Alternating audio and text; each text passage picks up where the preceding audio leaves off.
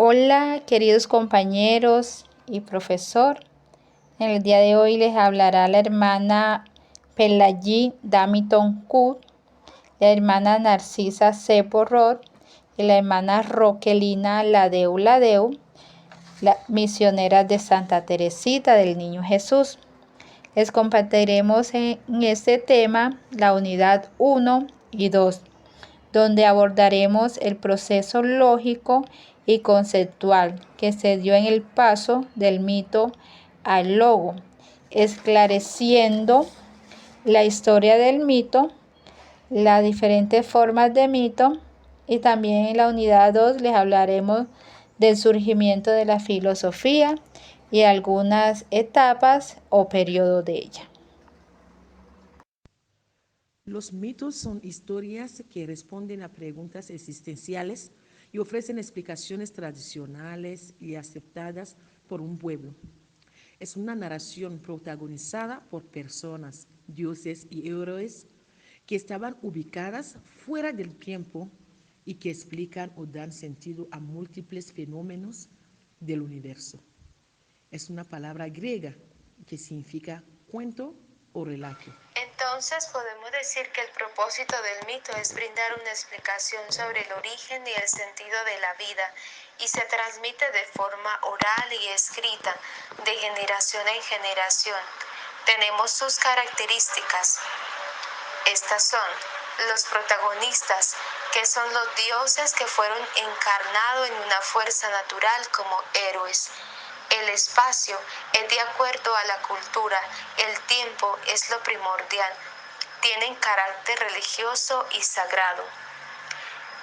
Podemos encontrar las diferentes formas de mitos, como mitos teogónicos, que se centran sobre los dioses, sus orígenes, cómo nacieron, la forma de participar en las cosas del ser humano, entre otras. Bueno, también tenemos mitos cosmogónicos. Este mito nos cuenta la creación del mundo, permitiéndonos pasar del desconocimiento al conocimiento de la verdad, sobre todo en la parte espiritual. También el mito etiológico nos habla de los orígenes de los fenómenos naturales, como las tormentas, el cambio del lunar, de dónde nacieron o vinieron los animales, entre otras cosas de la naturaleza. Él nos da pie para crear muchas leyendas. Nos permiten conocer el surgimiento del ser humano de acuerdo a las religiones y culturas. Los mitos morales.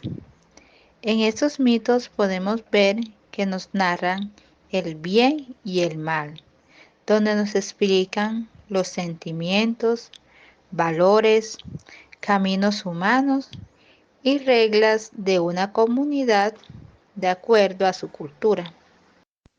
¿Qué podemos decir de mito y religión? El mito es una historia verdadera y sagrada. Verdadera porque está escrito tal como se vivió y sagrado debido a la intervención de seres sobrenaturales sobre ello, ¿cierto? Y la religión, sabemos que la religión es una fuerza de carácter espiritual que da como sentido a la existencia del ser humano, ¿verdad? Entonces, es decir, el mito y la religión tienden a mejorar o a transformar el mundo, dando sentido a la vida del ser humano. La mitología griega está llena de anécdotas asombrosas, tiene mucha historia encantadora para explorar cómo. La historia del que robó el fuego y se lo dio a los humanos, también la joven que convertía a los humanos en serpientes, entre muchos más. Nos hemos preguntado de dónde surge la filosofía. En la época primitiva, el hombre explicaba todo en base de mito. Para él, la mitología es la única verdad para explicar todas las cosas misteriosas. Pero solo cuando él empezó a razonar y a ver más allá de su frontera, cuando dejó de pensar mitológicamente y hacerlo lógicamente, ahí nació la filosofía. El origen de la filosofía se sitúa en la antigua Grecia, específicamente en las colonias que los helenos tenían en Asia Menor, en la zona de Jonia, al oeste de la actual Turquía. A fines del siglo VII a.C. surgieron los primeros pensadores filosóficos que comenzaron a cuestionar y reflexionar sobre la realidad, el conocimiento, la moral y la existencia.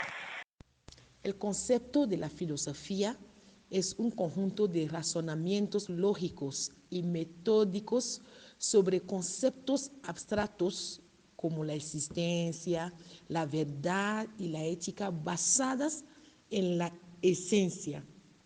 Digamos que es una respuesta al mundo concreto en el que vive cada persona.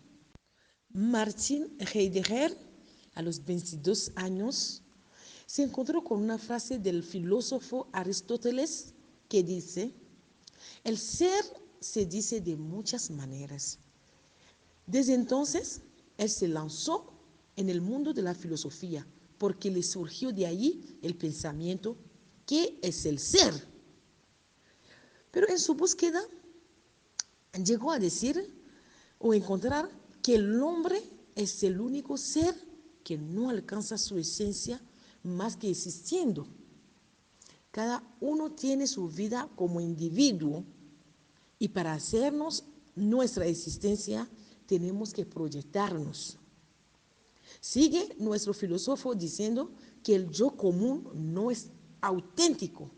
Cuando vivimos pendientes de las opiniones de los demás, no podemos ser libres.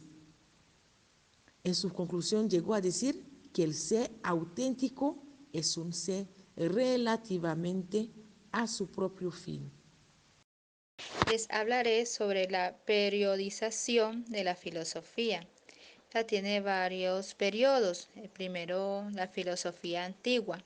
Este periodo abarca desde Tales de Mileto alrededor del 600 a.C. hasta los neoplatónicos del siglo VI después de Cristo.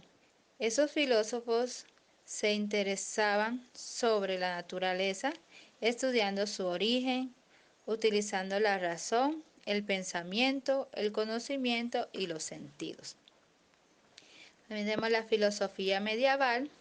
Este periodo se extiende desde la caída del Imperio Romano en el 476 después de Cristo hasta el surgimiento del Renacimiento.